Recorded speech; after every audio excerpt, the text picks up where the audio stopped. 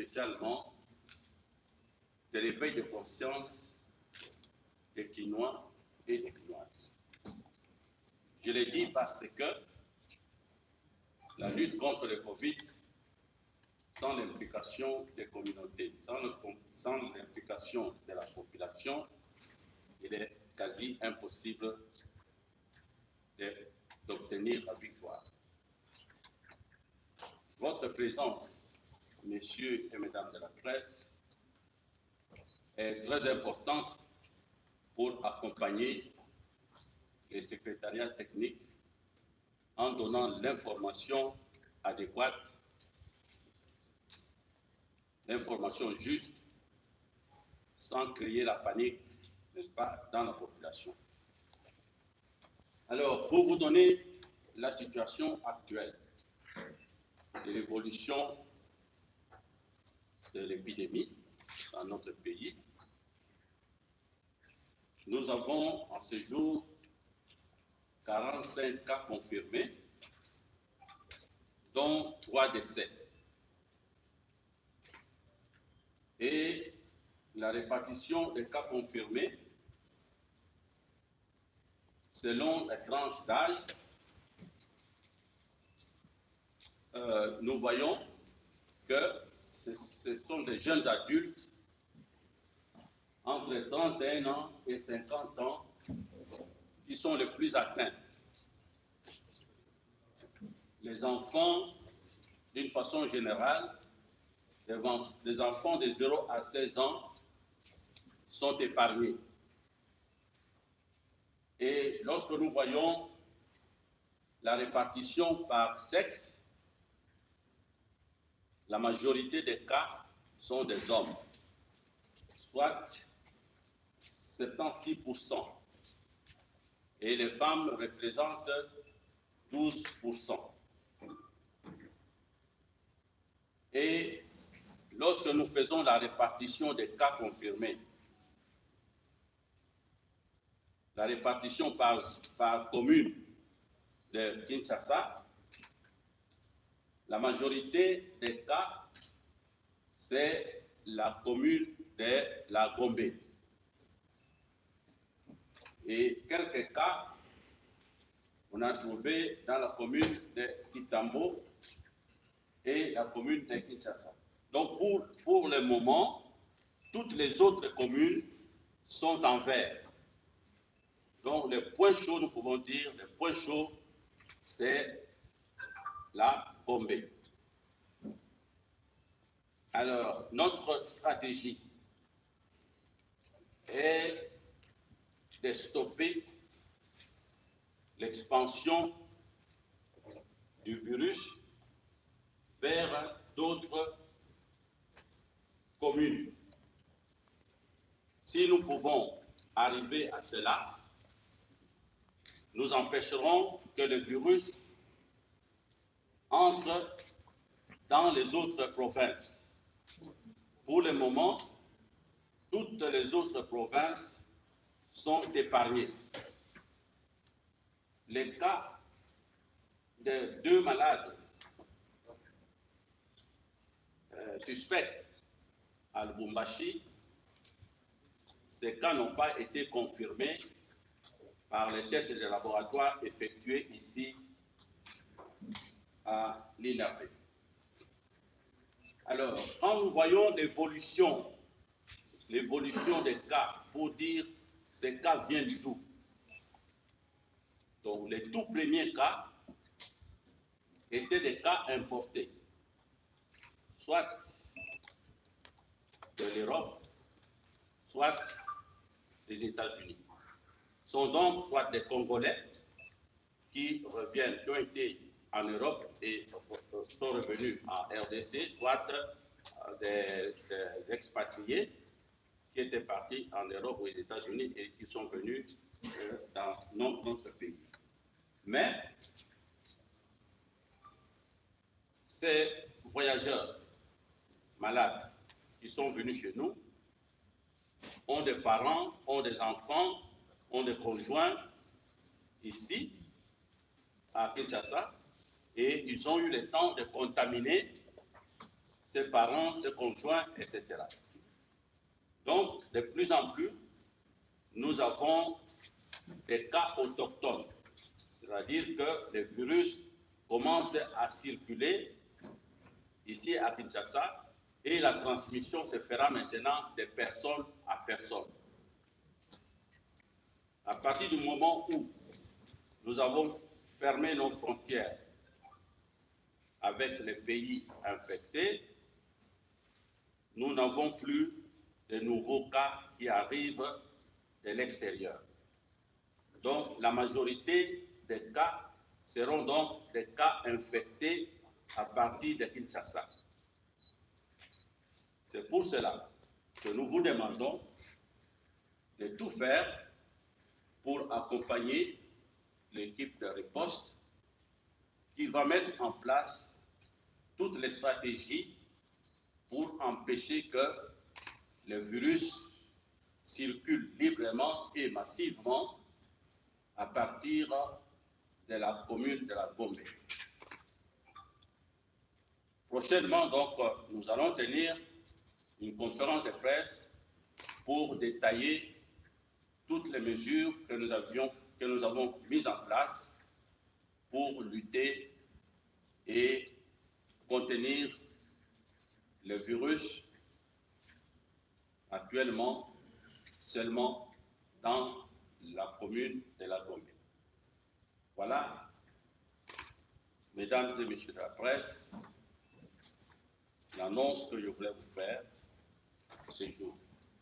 Donc, nous avons pris les choses en main, nous avons confiance en nous-mêmes, nous avons confiance dans la population de la RDC et le soutien de la population de Kinshasa pour que cette épidémie s'arrête ici à Kinshasa et n'atteigne pas les autres provinces du pays. Merci beaucoup de votre aimable attention. Professeur, nous est-il possible de vous poser quelques questions? On va analyser la question. Ok. Est-ce qu'on peut sélectionner quelques questions? On commence par vous. D'accord. Donc, première question, professeur. Il est annoncé la guérison d'un deuxième malade. Est-ce que vous confirmez? On parle aussi d'un nouveau décès à la clinique Ngaliema. Est-ce que vous confirmez aussi? On va prendre la deuxième question. On va faire ça. Oui, Judith Assina, professeur. Attendez, oui. Allez-y rapidement. Oui. Professeur, puisque vous avez parlé scientifique, j'aimerais savoir quels sont les traitements qui sont administrés aux patients souffrant du coronavirus. Aussi, l'autre question concerne celle de savoir si les agents de santé en République démocratique du Congo sont préparés à recevoir des cas du Covid-2019. On a trois questions. Toujours en direct sur Top Congo, donc la conférence de presse du professeur Muyembe. Allez-y rapidement. Oui. Diego Kaïba pour le compte de Carmel Média, la presse alliée. Vous venez de parler des mesures préventives que vous venez de prendre. Pourquoi pas ne pas révéler l'identité de ceux qui sont déjà affectés pour essayer d'épargner ceux qui ne sont pas encore affectés? Puisque dans la cité, on parle de révélation d'identité de ceux qui sont affectés. Qu'est-ce qui vous pousse à cacher l'identité de ceux qui sont affectés? Pourquoi ne pas les révéler pour épargner certains? Merci. Professeur, parce que c'est vous qui gérez la riposte, pourquoi ne pas directement préconiser la suspension de vols à l'intérieur du pays immédiatement pour que d'autres provinces ne soient pas contaminées? Pendant ce temps aussi, on attend des hôpitaux qui se plaignent du manque de matériel, de prise en charge des cas, des malades qui sont abandonnés. Okay. On peut arrêter la première question. Voilà, donc en direct, la réponse du professeur Muyembe. Vous êtes toujours en direct sur Top Congo FM, en direct de l'INRB, conférence de presse de l'Institut national de recherche biomédicale. La première question, c'était par rapport au décès. Quatrième décès, d'abord les guérisons, deuxième guérison, et puis la sous-question, c'est le quatrième décès. Ça, c'est la première question. Bon, je pense que les guérisons, nous en aurons beaucoup. Hein? Parce que, comme vous le savez, les taux de mortalité du Covid est largement inférieur à celui de Ebola. Donc, c'est entre 1 et 3%. Et chez nous, nous pourrons arriver, pour le moment, je crois que c'est 6%. Nous pourrons arriver entre 6 et 10%. Ça, c'est donc, c'est normal. Alors, le deuxième décès, enfin, le décès de ce jour, là, je ne suis pas encore, je ne suis pas informé. Je ne suis pas informé. Donc, je ne vais pas vous donner l'information correcte. Mais peut-être ce soir, on pourrait être informé. Alors, est-ce que les agents de santé sont préparés? Les agents de santé, ce que nous voulons, et nous devons éviter à 100% que les agents de santé soient infectés au moment où ils donnent des soins aux malades. Quand les médecins sont infectés, quand l'infirmier est infecté, c'est vraiment décourageant et ça, c'est un mauvais signe. Et nous ferons tout pour protéger les infirmiers qui travaillent, protéger, n'est-ce pas, les médecins qui travaillent. Nous allons organiser plusieurs séances de formation technique et de formation de biosécurité, c'est-à-dire comment se protéger et comment protéger les autres pendant les soins administrés aux malades, pendant le prélèvement des échantillons chez les malades. Il y aura donc tous ces médecins, tous ces infirmiers seront formés. Alors, pourquoi cacher l'identification des malades? Bon, il y a d'abord un problème éthique. Nous sommes des médecins. Moi, je ne peux pas aller divulguer à tout ce que mon secrétaire est malade. C'est impossible. Je ne peux pas le faire. Et puis, même si on vous le dit, qu'est-ce que vous allez faire? Non, oui, d'accord. Mais est-ce que vous avez des contacts avec quelqu'un qui est à la tombée pour vous éloigner? Donc, nous allons plutôt suivre tous les contacts. Ce que nous voulons faire maintenant, c'est faire la liste de tous les contacts des cas positifs et vraiment les suivre et même faire un test de screening, donc de dépistage. Il faut vous dire aussi, messieurs, mesdames, que ce n'est pas seulement la Gombe, comme pour dire, mais c'est toutes les communes qui sont à risque. Parce que, en fait, les VIP de Gombe, son chauffeur, c'est qui? C'est quelqu'un de Napa. Son domestique, c'est qui? C'est quelqu'un de Massina. Donc, le risque est très grand. Le risque est très grand.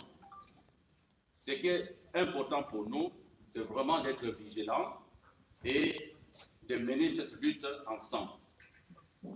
Alors, pourquoi L'expansion de quoi le province? Pourquoi bon, vous savez, il y a déjà une série de mesures qu'on a prises.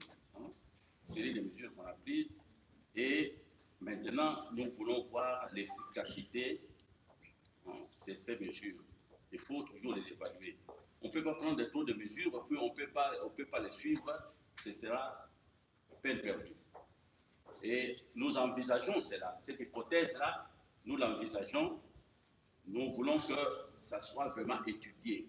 Quelles sont les conséquences économiques et sociales d'une telle décision? Et c'est le président de la République qui doit prendre une pareille décision. Mais il doit être bien orienté. Bien orienté. Et nous, comme je vous ai dit, nous allons baser nos actions sur des évidences scientifiques. Nous aurons besoin des économistes, nous aurons besoin des sociologues, nous aurons besoin des philosophes, nous aurons besoin peut-être même des théologiens pour nous orienter, nous donner des conseils. Vous faites ceci, voilà l'Église sera comme ça. Vous faites ceci, voici la société sera comme ça. Nous avons besoin de ça. Nous n'avons pas besoin de prendre des décisions simplement par plaisir. Les traitements, oui, les traitements, voilà. Nous avons déjà une équipe de prise en charge et cette équipe a déjà donné les schémas thérapeutiques. C'est-à-dire, en fait, les cas qui arrivent seront classés en cas bénin, en cas modéré et en cas grave. Les cas bénins, c'est quoi? On donne la définition. Les cas modérés, c'est quoi? Il y a une définition. Et les cas graves, c'est quoi? Il y a une définition pour les médecins, pour les infirmiers, soignants. Et également, nous savons que quand c'est un cas bénin, quel médicament on va lui donner? Quand c'est un cas modéré, quel médicament on va lui donner? Et si c'est un cas grave, quel médicament on va donner? Tout ça, donc, c'est déjà classifié. C'est déjà clarifié.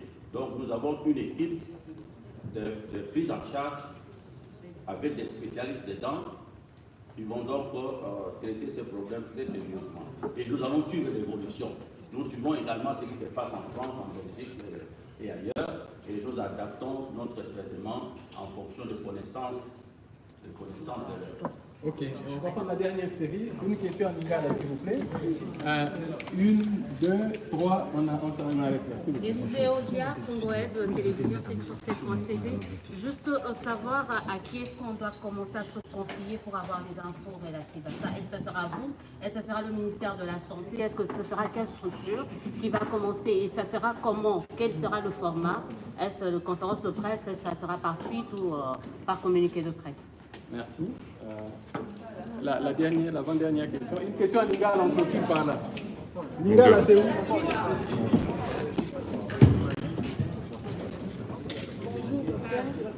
Kombo na ngai grâce Bisasi, naza journaliste. Sois makasi.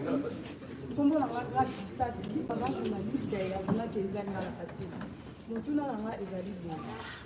Est-ce que déjà eza na kisi moko oyo bosi bozwi mpona combattre COVID-19 et la précaution nini ebino bosi bozwi en tant que docteur na Congo mpona combattre l'épidémie? Ok, dernière question. Dernière question, s'il vous plaît. C'est la dernière. Allez-y, allez-y. Pour Univers Groupe Télévision. Professeur, nous voulons connaître la durée de vie du coronavirus en dehors du corps humain, par exemple dans les liquides et les matières solides. Ok, merci.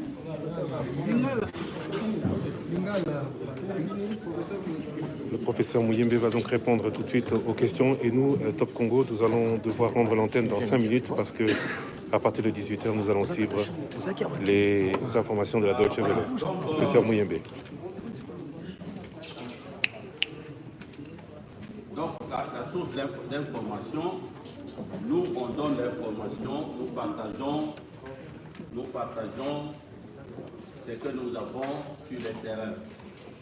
Donc, le secrétariat technique coordonne toutes les interventions sur le terrain. OK?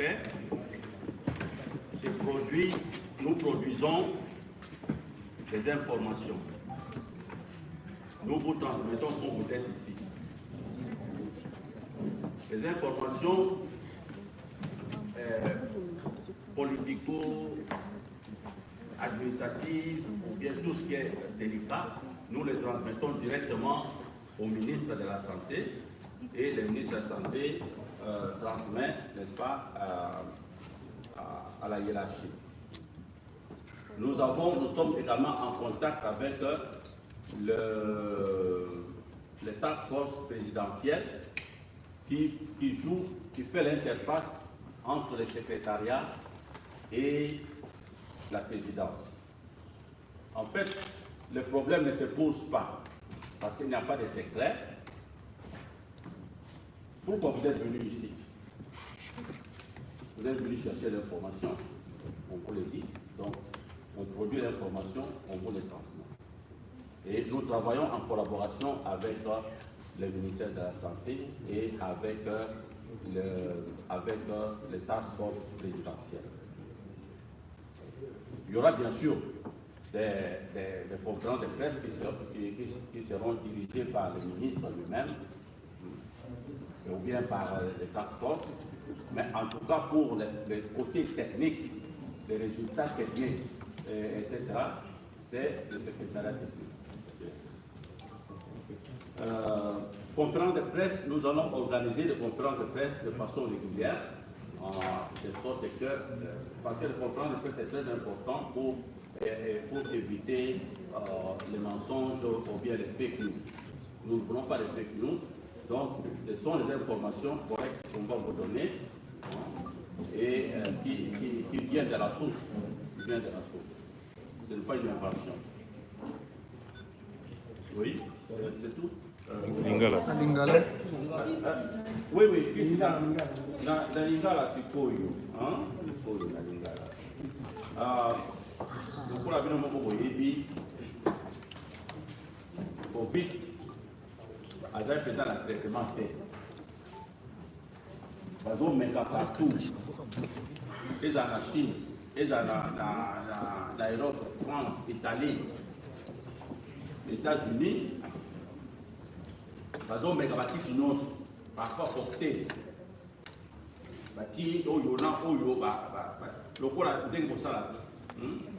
Vous avez la fièvre, ce qui est malaria, ce qui est bactérie, vous évitez aller aux huiles quinines, aux huiles antibiotiques, aux huiles antipyrétiques, etc. Toujours mécanisme. Donc, le traitement peut-être spécifique dans notre unité. Le schéma est au bima, sur Koyo, mais qui va donc utiliser quinine, chloroquine. Il va utiliser chloroquine. Bichopé, le schéma la bichoyo. Tout type de chloroquine. Chloroquine est allé, les allés qui se montrent au joie pour lutter contre le paludisme malaria. Toujours fait ça la femme enceinte pour éviter le paludisme chez les femmes enceintes. Mais après ça, qui ont tellement mis le cœur, Plasmodium et l'équipe de son marielle, Plasmodium a développé résistance. Si vous avez un chloroquine, malaria est aussi la tête. Vous mettez ça de vie, vous tirez un peu béni, on utilise plus le chloroquine. Depuis maintenant, je crois 30 ans. 30 ans. Mais dans le laboratoire, dans le poteau, partout, il y a des maladies, il y a des virus, pas chez les malades, mais in vitro. Donc, nature dans le laboratoire, le moniteur, chloroquine, ils ont un effet contre les virus, certains virus, dont le coronavirus. Voilà, ils ont un laboratoire. Si vous n'a pas malade, pas péci en haut, mais jusqu'à présent, à ta étude, mon corps éprouvé que le chloroquine est efficace. Mais, chercheurs, lobby, malgré ça, il vaut mieux pour faire ça quand même traitement. Voilà. En gros, Bisso, AOP, équipe na Bisso, va choisir chloroquine comme traitement spécifique. Il y a Baka, il y a Covid. Le coup, la bino boko boyebi, qui se voit dans les sur la tête, donc, pour commander en gros, on va attendre peut-être 3, 4, 5 jours pour EIA. Bon, bisoto banda kotia ngo na composition na plan de traitement pour bisoto banda sala. Voilà. Donc chloroquine to kotia ngo na carte de traitement. Alors durée à vie il y a virus, ce qui virus. Et puis par exemple, on va mettre ça avant. Durée relativement courte. Aussi longtemps, ils ont la salive, entouré par la salive, le virus va survivre. Mais quand c'est sec, le virus ne peut pas vivre. Donc, je pense, entre 1 heure, 2 heures, pour survivre, et puis après, c'est fini. Il va disparaître. Mais, par contre, chaleur du corps, ils ont combien? Ils ont au moins 36, 37. Ils sont salifières. Au coup, il y a 38, 40. Et bon, ce qui virus, on a vu ça parce que chaleur, virus, mais comment il peut résister dans le corps quand votre corps est à 40 degrés? Résister pour l'année. Donc, le virus est bien protégé quand il est dans la cellule, dans le corps. Donc, la température où on est à 40, ça ne lui dit rien du tout.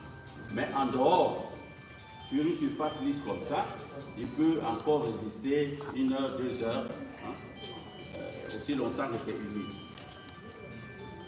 Mais dans moi, vous avez propre dans ma boque. Propriété, hygiène dans ma boque, c'est très important parce que au cours il y a aussi boyer, vous entendez quelqu'un a mis les choses à jour, vous attrapez ça. Voyez.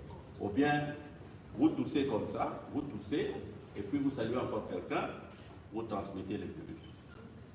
Donc on a repris, ce que vous toussez, ça la boue. Comme ça au moins, c'est ici. Et puis évitez vraiment de serrer les mains en ce moment. Dès que vous allez voir trop nombreux comme ça, ce n'est pas bon. Ce n'est pas bon. Ici, ça c'est la dernière fois. La fois prochaine, vous serez un peu plus éloignés les uns des autres. Ok, merci beaucoup, professeur Ouyenge. Mesdames et messieurs, nous sommes arrivés à la Voilà fin donc. On reviendra demain à la même heure pour une autre séance. Merci beaucoup, merci d'être venu.